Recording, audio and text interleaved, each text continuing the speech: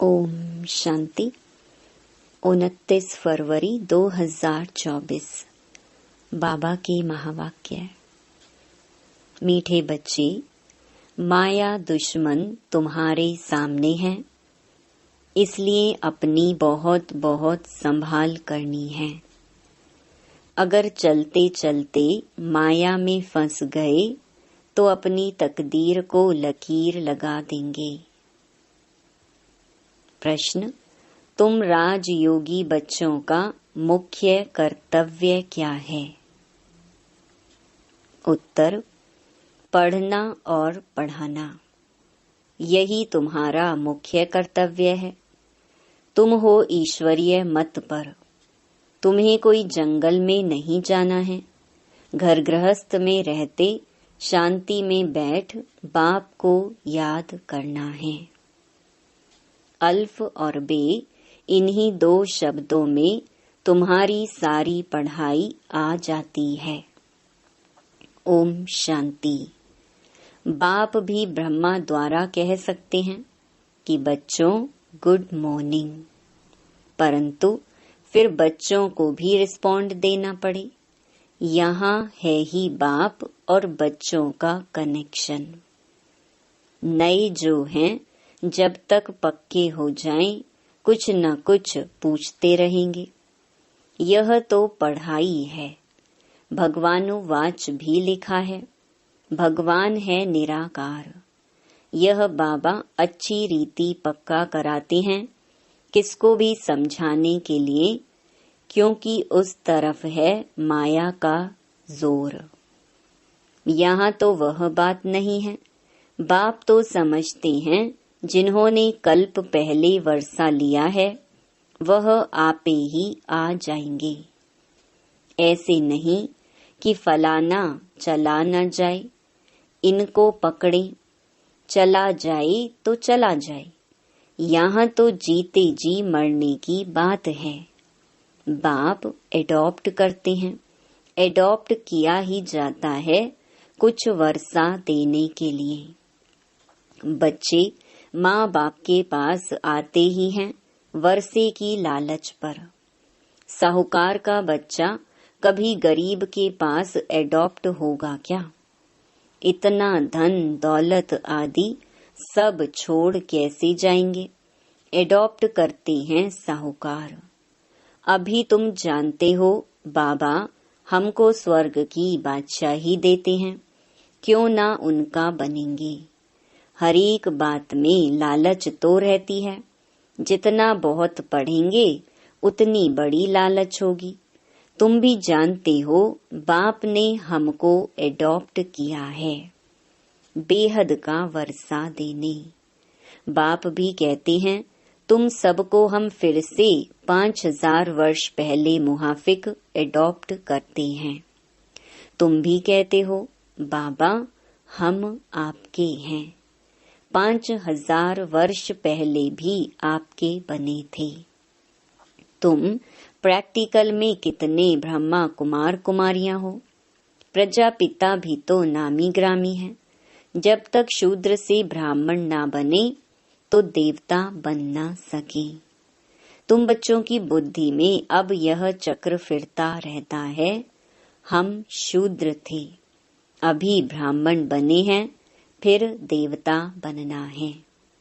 सतयुग में हम राज्य करेंगे, तो इस पुरानी दुनिया का विनाश जरूर होना है। पूरा निश्चय नहीं बैठता है तो फिर चले जाते हैं। कई कच्चे हैं जो गिर जाते हैं। यह भी ड्रामा में नोंद है। माया दुश्मन सामने खड़ी है तो वह अपनी तरफ खींच लेती है।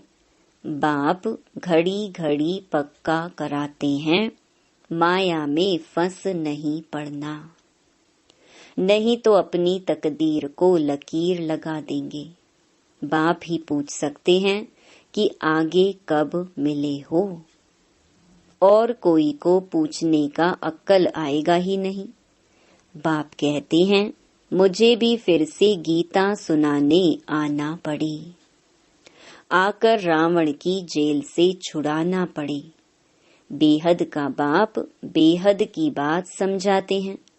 अभी रावण का राज्य है, पतित राज्य है, जो आधा कल्प से शुरू हुआ है। रावण को 10 शीश दिखाते हैं, विष्णु को 4 भुजा दिखाते हैं। ऐसे कोई मनुष्य होता नहीं। यह तो प्रवृत्ति मार्ग दिखाया जाता है। यह है एम ऑब्जेक्ट, विष्णु द्वारा पालना। विष्णुपुरी को कृष्णपुरी भी कहते हैं। श्री कृष्ण को तो 2 बाहें ही दिखाएंगे ना। मनुष्य तो कुछ भी समझते नहीं हैं। बाप हर एक बात समझाते हैं। वह सब है भक्ति मार्ग। अभी तुमको ज्ञान है, तुम्हारी एम ऑब्जेक्ट ही है नर से नारायण बनने की। यह गीता पाठशाला है ही जीवन मुक्ति प्राप्त करने के लिए। ब्राह्मण तो जरूर चाहिए। यह है रुद्र ज्ञान यज्ञ। शिव को रुद्र भी कहते हैं। अब बाप पूछते हैं, ज्ञान यज्ञ श्री कृष्ण का है या शिव का है? शिव को परमात्मा ही कहते हैं, शंकर को देवता कहते हैं। उन्होंने फिर शिव और शंकर को इकट्ठा कर दिया है। अब बाप कहते हैं, हमने इनमें प्रवेश किया है। तुम बच्चे कहते हो बाप दादा, वह कहते हैं शिव शंकर। ज्ञान सागर तो है ही एक। तुम अभी जानते हो ब्रह्मा सो विष्णु बनते हैं ज्ञान से। चित्र भी बरोबर बनाते हैं। विष्णु की नाभि से ब्रह्मा निकला। इसका अर्थ भी कोई समझ नहीं सकते। ब्रह्मा को शास्त्र हाथ में दिए हैं। अभी शास्त्रों का सार बाप बैठ सुनाते हैं या ब्रह्मा? यह भी मास्टर ज्ञान सागर बनते हैं। बाकी चित्र इतने ढेर बनाए हैं, वह कोई यथार्थ है नहीं। वह हैं सब भक्ति मार्ग के। मनुष्य कोई 8-10 भुजा वाले होते नहीं। यह तो सिर्फ प्रवृत्ति मार्ग दिखाया है। रावण का भी अर्थ बताया है। आधा कल्प है रावण राज्य रात, आधा कल्प है राम राज्य दिन। बाप हर एक बात समझाते हैं। तुम सब एक बाप के बच्चे हो। बाप ब्रह्मा द्वारा विष्णुपुरी की स्थापना करते हैं और तुमको राजयोग सिखाते हैं। जरूर संगम पर ही राजयोग सिखाएंगे। द्वापर में गीता सुनाई, यह तो रॉन्ग हो जाता है। बाप सच बतलाते हैं। बहुतों को ब्रह्मा का, श्री कृष्ण का साक्षात्कार होता है। ब्रह्मा का सफेद पोष ही देखते हैं। शिव बाबा तो है बिंदी। बिंदी का साक्षात्कार हो तो कुछ समझ ना सके। तुम कहते हो हम आत्मा हैं। अब आत्मा को किसने देखा है? कोई ने नहीं। वह तो बिंदी है। समझ सकते हैं ना? जो जिस भावना से जिसकी पूजा करते हैं, उनको वही साक्षात्कार होगा। दूसरा अगर रूप देखें तो मूंझ पड़े। हनुमान की पूजा करेगा तो उनको वही दिखाई पड़ेगा। गणेश के पुजारी को वही दिखाई पड़ेगा। बाप कहते हैं, हमने तुमको इतना धनवान बनाया। हीरे जवाहरों के महल थे, तुमको अनगिनत धन था। तुमने अभी वह सब कहाँ गवाया? अभी तुम कंगाल बन गए हो, भीख मांग रहे हो। बाप तो कह सकते हैं ना। अभी तुम बच्चे समझते हो बाप आए हैं, हम फिर से विश्व के मालिक बनते हैं। यह ड्रामा अनादि बना हुआ है। हर एक ड्रामा में अपना पार्ट बजा रहे हैं। कोई एक शरीर छोड़ जाकर दूसरा लेते हैं। इसमें रोने की क्या बात है? सतयुग में कभी रोते नहीं। अभी तुम मोहजीत बन रहे हो। मोहजीत राजाएं यह लक्ष्मी नारायण आदि हैं। वहाँ मोह होता नहीं। बाप अनेक प्रकार की बातें समझाते रहते हैं। बाप है निराकार। मनुष्य तो उसे नाम रूप से न्यारा कह देते हैं, लेकिन नाम रूप से न्यारी कोई चीज थोड़ी होती है।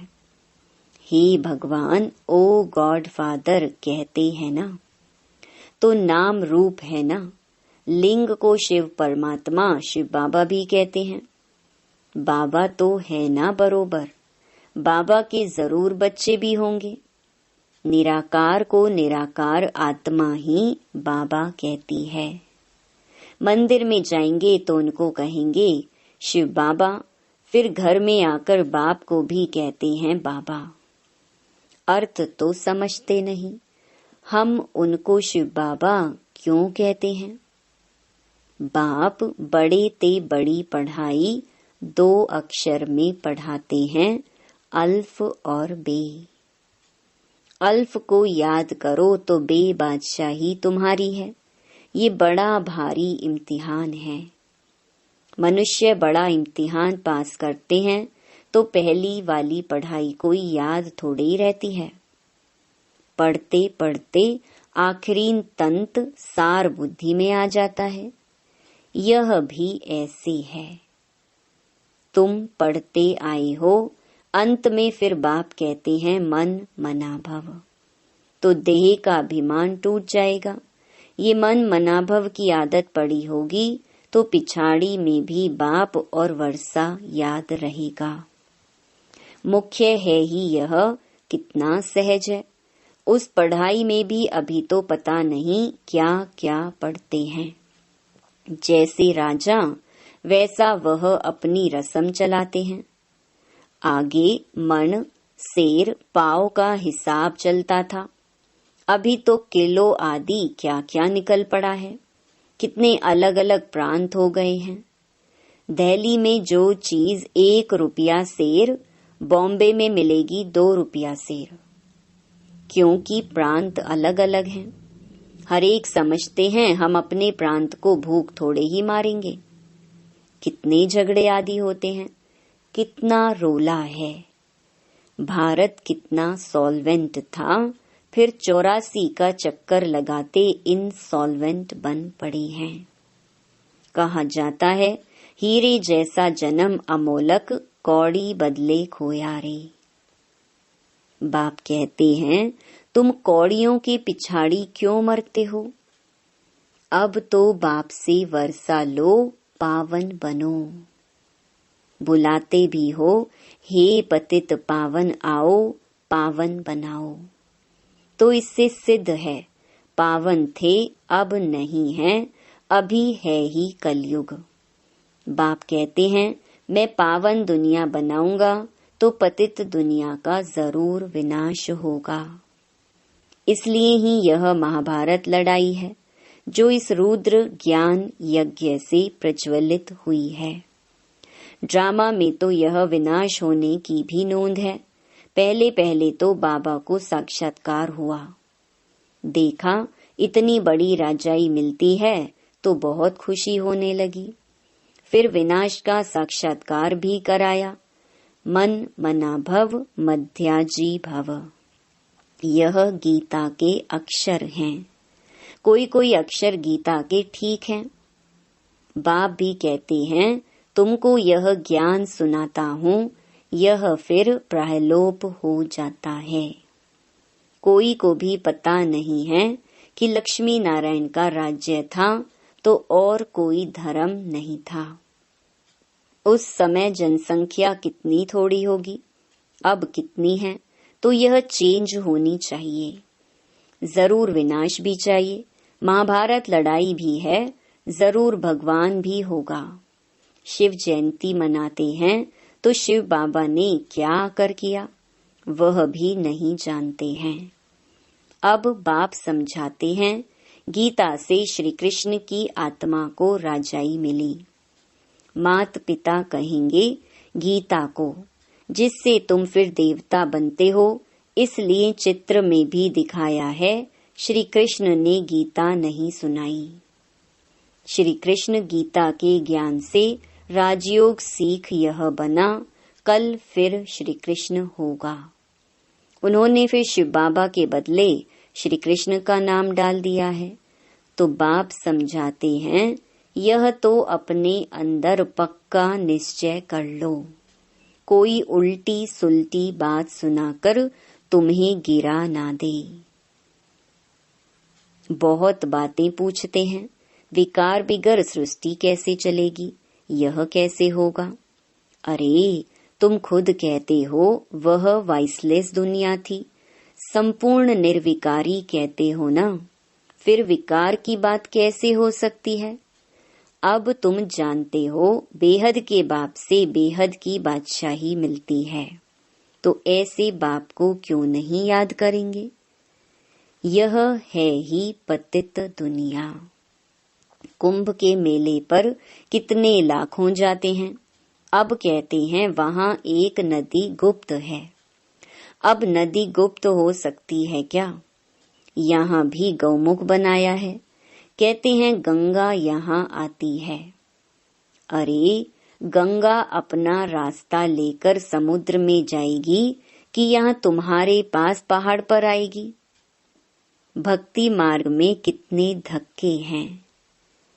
ज्ञान, भक्ति, फिर है वैराग्य। यह है हद का वैराग्य, दूसरा है बेहद का। सन्यासी घर बार छोड़ जंगल में रहते हैं, यहाँ तो वह बात नहीं। तुम बुद्धि से सारी पुरानी दुनिया का संन्यास करते हो। तुम राजयोगी बच्चों का मुख्य कर्तव्य है पढ़ना और पढ़ाना। अब राजयोग कोई जंगल में थोड़े ही सिखाया जाता है। यह स्कूल है, ब्रांचेस निकलती जाती हैं। तुम बच्चे राजयोग सीख रहे हो। शिव बाबा से पढ़े हुए ब्राह्मण ब्राह्मणियां सिखाते हैं। एक शिव बाबा थोड़े ही सबको बैठ सिखाएगा। तो यह हुई पांडव गवर्नमेंट। तुम हो ईश्वरीय मत पर। यहाँ तुम कितना शांति में बैठे हो, बाहर तो अनेक हंगामे हैं। बाप कहते हैं 5 विकारों का दान दो तो ग्रहण छूट जाएगा। मेरे बनो तो मैं तुम्हारी सब मनोकामनाएं पूरी कर दूंगा। तुम बच्चे जानते हो अभी हम सुख धाम में जाते हैं, दुख धाम को आग लगनी है। बच्चों ने विनाश का साक्षात्कार भी किया है। अब टाइम बहुत थोड़ा है, इसलिए याद की यात्रा में लग जाएंगे तो विकर्म विनाश होंगे और ऊंच पद पाएंगे।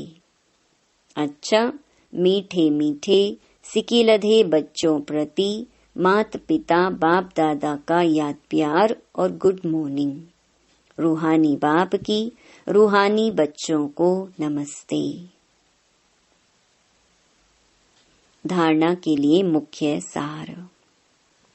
पहला, बाप के वर्षे का पूरा अधिकार लेने के लिए जीते जी मरना है, एडॉप्ट हो जाना है। कभी भी अपनी ऊंची तकदीर को लकीर नहीं लगानी है। दूसरा, कोई भी उल्टी सुलटी बात सुनकर संशय में नहीं आना है, जरा भी निश्चय ना हिले। इस दुख धाम को आग लगने वाली है, इसलिए इससे अपना बुद्धि योग निकाल लेना है। वरदान, समय प्रमाण अपने भाग्य का सिमरण कर खुशी और प्राप्तियों से भरपूर बनने वाले स्मृति स्वरूप भव। भक्ति में आप स्मृति स्वरूप आत्माओं के यादगार रूप में भक्त अभी तक आपके हर कर्म की विशेषता का सिमरण करते अलौकिक अनुभवों में खो जाते हैं।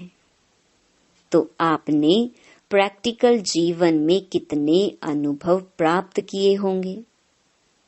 सिर्फ जैसा समय, जैसा कर्म, वैसे स्वरूप की स्मृति इमर्ज रूप में अनुभव करो तो बहुत विचित्र खुशी, विचित्र प्राप्तियों का भंडार बन जाएंगे और दिल से यही अनहद गीत निकलेगा कि पाना था सो पा लिया। स्लोगन: नंबर 1 में आना है तो सिर्फ ब्रह्मा बाप के कदम पर कदम रखते चलो। ओम शांति।